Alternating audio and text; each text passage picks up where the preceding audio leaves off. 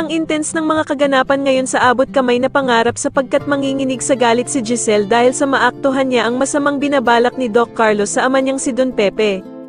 Dito nga habang pinagtatangkaan ni Doc Carlos ang buhay ni Don Pepe, ay laking gulat nito nang biglang dumating si Giselle at makita siya nito.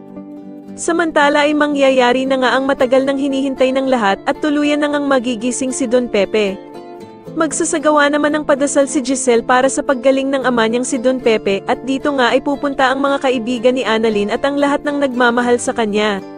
Samantala ay tatanungin naman ni Giselle si Doc Lindon kung ano nga ba daw ang naging sanhi ng naging cardiac arrest ng ama niyang si Don Pepe.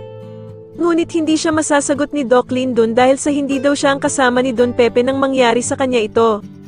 Pero sasabihin naman ni Annalyn na si Doc Carlos nga daw ang naabutan nilang kasama ni Don Pepe kung saan ay nagsasagawa nga daw ito ng pagre-revive sa lolo Pepe niya. Bigla namang makakaramdam ng masama si Giselle at mapapaisip nga ito na baka si Doc Carlos ang may kagagawa ng nangyari sa kanyang ama. Sa kabilang banda naman ay magpaplano na naman ng kaplastikan ang mag-inang Zoe at Moira, at dito nga ay sasabihin ni Moira na dapat daw ay umattend sila ng pa-prayers ni Giselle kay Don Pepe para mabura na ang paghihinala nito sa kanilang mag-ina. Sa kalagitnaan naman ng kalsada habang nagmamaneho si Zoe, ay bigla itong matitigilan dahil sa magpapakita sa kanya si Don Pepe, na duguan at tumatawid sa kalsada habang nakatitig sa kanya ng masama. Samantala habang kinakausap naman ni Doc Carlos itong si Don Pepe at sinasabihan ng sana daw ay mamatay na ito, ay bigla namang didilat ang mga mata ni Don Pepe at tititigan nga nito ng masama si Doc Carlos.